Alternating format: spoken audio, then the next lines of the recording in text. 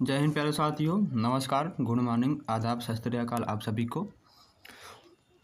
तो यदि आपने इसके पहले का वीडियो नहीं देखा है तो जाकर देखिए। वीडियो बहुत ही इंपॉर्टेंट है आपके आने वाले एग्ज़ाम के लिए, कंपटीशन एग्ज़ाम के लिए, जिसमें कंप्यूटर के क्वेश्चन पूछे जाते हैं या आप कंप्यूटर की थोड़ी बहुत जानकारी पूछना चाहते हैं, रखना चाहते हैं, या कोई आपसे कंप्यूटर की थोड़ी बहुत जानकारी पूछता है तो आप उनको इस वीडियो को देखकर बता सकते हैं कंप्यूटर की जानकारी। तो चलिए वीडियो को शुरू करते हैं। इसके पहले हमने आपको डिजिटल फाइनेंशियल टूल्स के बारे में बताया था। चैप्टर नंबर 11-12 तक कवर कराया था। आइए 13 चैप्टर देखते हैं, जो कि लास्ट चैप्टर है। फ्यूचर स्किल्स और आर्टिफिशियल इंटेलिजेंस के बारे में बात करेंगे हम। आर्टिफिशियल क्या होता है? एआई होता है, जिससे आप सब कुछ करवा सकते हैं। दिया गया है फ्यूचर स्किल्स का एक परिचय, यानी इंट्रोडक्शन टू फ्यूचर स्किल। तो आईटी क्या यह है? आईटी प्रोफेशनलों को भविष्य में उभरती हुई टेक्नोलॉजी के बारे में जानने और उनके कौशल को अपग्रेड करने के लिए टेक्नोलॉजी को 9 भागों में बांटा गया है। पहला क्या है हमारा? इंटरनेट ऑफ थिंग्स के दिया गया है। पहला भाग है हमारा टेक्नोलॉजी का, इंटरनेट ऑफ थिंग्स, ठीक है। दूसरा क्या है? Big data analytics. तीसरा क्या है? Cloud computing. चौथा क्या है? वर्चुअल रियलिटी, यानी कि जिसमें हम एक डिवाइस होता है जिसमें हम लगा लेते हैं आँख में, तो हमें मतलब उसका होने का एहसास होता है। आर्टिफिशियल इंटेलिजेंस यानी AI, social and mobile, blockchain technology, 3D printing, additive manufacturing और रोबोट प्रोसेस ऑटोमेशन, ये सभी 9 पार्ट्स होते हैं फ्यूचर स्किल्स के लिए। अब हमारा नेक्स्ट है, पहला क्या हमारा दिया गया है? इंटरनेट ऑफ थिंग्स, आईओटी के बारे में हम बात करेंगे। जो आईओटी का है, आईओटी जो है एक पूरा चैप्टर यानी कि बुक से लिखी गई है इसके बारे में। यानी कि आपको यदि ओ लेवल करेंगे यदि आप, तो उसमें आपको चौथी बुक, जो ओ लेवल की चौथी बुक हो, वह आईओटी की यानी इंटरनेट ऑफ थिंग्स की है। वो जो ओ लेवल कर रहे हैं उनको आईओटी के बारे में मालूम होगा, जो कि उसमें बहुत सारे सेंसर के नाम होते हैं, मॉड्यूल के नाम होते हैं, हमारा सेंसर कैसे काम करता है, कैसे कोडिंग होती है, उसके बारे में उसमें पूरी डिटेल्स है। तो आइए थोड़ी सी जानकारी आईओटी के बारे में शेयर करते हैं आपसे। तो दिया है, आईओटी डिवाइस का तात्पर्य उन सभी फिजिकल डिवाइसों से है जो इंटरनेट से जुड़ी हुई हैं और डाटा को कलेक्ट और शेयर करती हैं। एक आईओटी डिवाइस में वायरलेस सेंसर, सॉफ्टवेयर, एक्चुएटर इत्यादि होते हैं। आईओटी का इस्तेमाल सेंसर, सॉफ्टवेयर और टेक्नोलॉजी की मदद से डेटा को एक डिवाइस से दूसरे डिवाइस में ट्रांसफ़र करने के लिए किया जाता है। इंटरनेट ऑफ थिंग्स के द्वारा डिवाइसों को इंटरनेट की सहायता से एक्सेस कर सकते हैं और उन्हें कंट्रोल भी कर सकते हैं। आज टेक्नोलॉजी में क्या दिया गया है यहाँ पर हमारा? आज टेक्नोलॉजी के नए दौर में आईओटी डिवाइस का इस्तेमाल हर दिन हमारे दैनिक जीवन में किया जा रहा है, जैसे smartphone, smart watch, smart refrigerator, TV, lights, AC, door, car इत्यादि में आईओटी सेंसर का उपयोग किया जाता है। Amazon Echo, ring doorbell, Google home और नेस्ट थर्मोस्टेट, ये सब आप के इंटरनेट ऑफ थिंग्स आईओटी का एक हिस्सा हैं। लेकिन यह सिर्फ आईओटी उपभोक्ता उत्पादों तक सीमित नहीं, बल्कि आईओटी तकनीक का चिकित्सा के क्षेत्र से लेकर कृषि, उद्योग और दूसरे बड़े क्षेत्रों में भी उपयोग किया जाता है। यानी कि आईओटी क्या है? बहुत बड़ा विशाल भंडार है। हम जो भी कुछ इलेक्ट्रॉनिक चीज़ें यूज़ करते हैं उसमें भी आईओटी है। Mobile, Bluetooth, wireless, keyboard, mouse जो यूज़ करते हैं वो सभी आईओटी सेंसर बेस्ड पर आधारित होती हैं। तो आइए जानते हैं, दिया है, इस प्रकार इंटरनेट ऑफ थिंग्स भौतिक उपकरणों और रोजमर्रा यानी कि डेली यूज की वस्तुओं में इंटरनेट कनेक्टिविटी का विस्तार है। इलेक्ट्रॉनिक्स, इंटरनेट कनेक्टिविटी और हार्डवेयर के अन्य रूपों के साथ जुड़ी ये डिवाइसें इंटरनेट पर दूसरों के साथ संवाद अर्थात बातचीत कर सकती हैं और इनकी दूर से निगरानी करने के साथ साथ इन्हें नियंत्रित भी किया जा सकता है। यानी कि आप घर पर बैठे हैं तो आप मान लीजिए आप कहीं दूर पर गए हैं और अपने घर की निगरानी करनी है तो कैमरे के माध्यम से भी कर सकते हैं। यानी कैमरे के माध्यम से आप अपने घर की निगरानी कर सकते हैं। आपके घर में कोई घुसा तो नहीं, चोर और तो कैमरा लगा सकते हैं अपने घर में। बहुत सी डिवाइसें हैं जो आप घर बैठे उसकी निगरानी कर सकते हैं।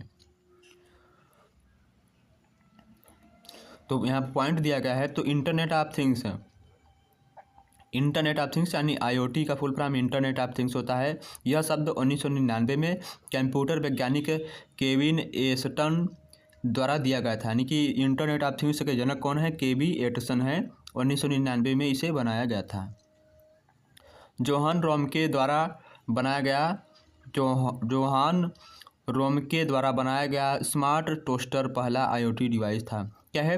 पहला IoT डिवाइस का क्या नाम था? स्मार्ट टोस्टर नाम था, जिसे जोहान रोम्के ने बनाया था, जिसे 1990 में बनाया गया था। इसे इंटरनेट द्वारा नियंत्रित किया जाता था। IoT सिस्टम 4 अलग अलग कंपोनेंट्स को एक साथ करके कार्य करता है। ये चारों कंपोनेंट्स सेंसर या device, connectivity, data processing, user interface होते हैं। इसमें सेंसर या डिवाइस अपने वातावरण में से डेटा को एकत्रित करता है, जिसके बाद ब्लूटूथ, वाईफाई और सैटेलाइट जैसी चीज़ों के जरिए क्लाउड पर भेजा जाता है। एक बार जब डेटा क्लाउड पर जाता है, वह सॉफ्टवेयर उस पर प्रोसेसिंग करता है, जिसके बाद आपको जानकारी भेजी जाती है।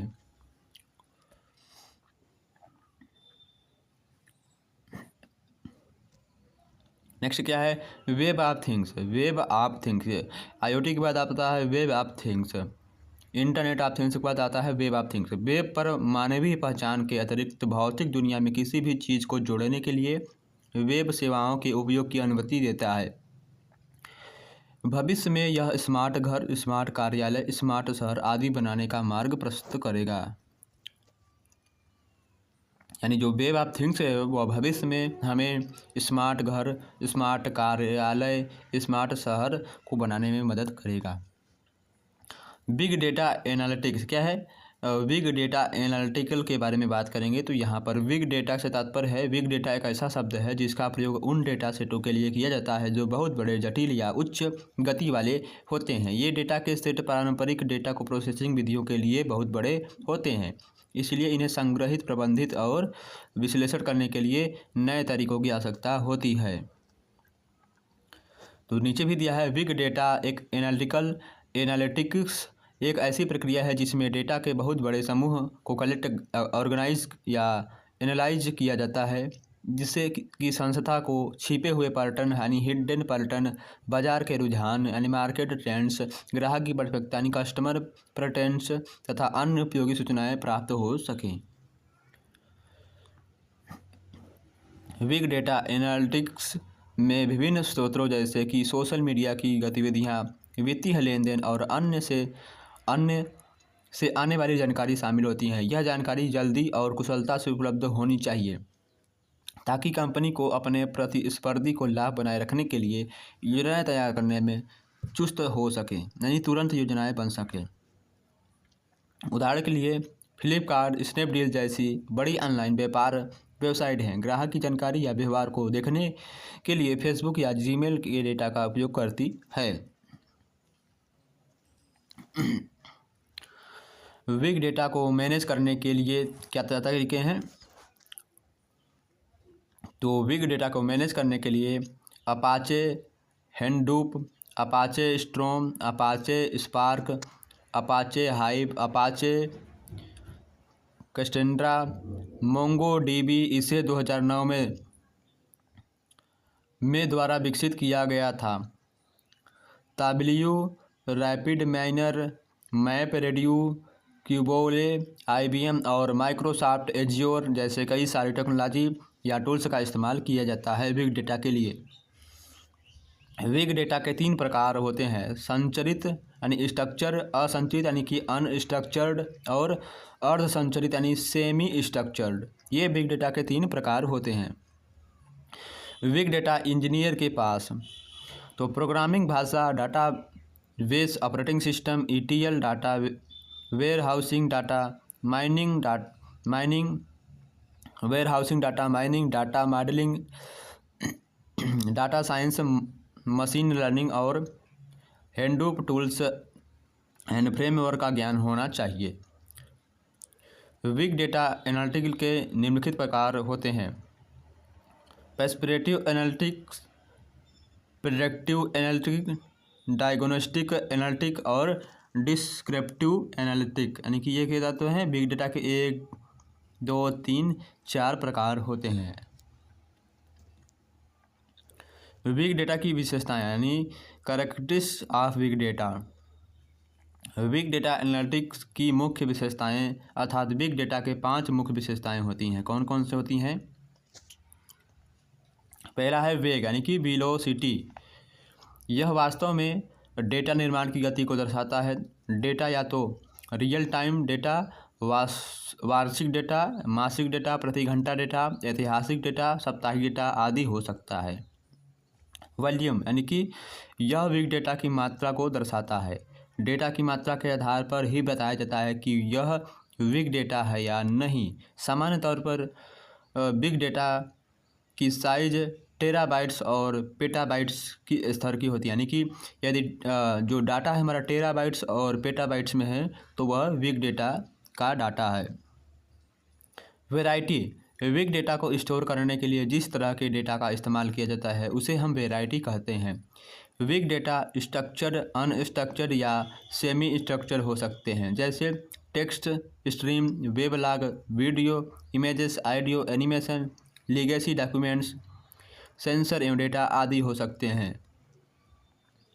वैल्यू, यह बिग डेटा की वैल्यू के बारे में बताता है, अर्थात बिग डेटा उपयोगी है या नहीं। पाँचवा क्या है? वेरासिटी यानी यह डेटा की सटीकता या प्रामाणिकता के बारे में बताता है। यह बिग डेटा में गड़बड़ियों व त्रुटियों को दर्शाता है, क्योंकि अलग अलग जगह के डेटा आने पर बिग डेटा परिवर्तन होता है। तो ये थे आपके बिग डेटा से रिलेटेड जानकारी। फ्यूचर स्किल्स और आर्टिफिशियल इंटेलिजेंस की जानकारी। तो यह जानकारी आपको कैसी लगी? तो एक बार इस वीडियो को शेयर ज़रूर करिएगा अपने दोस्तों के साथ। तो मिलते हैं आपसे नेक्स्ट वीडियो में। धन्यवाद।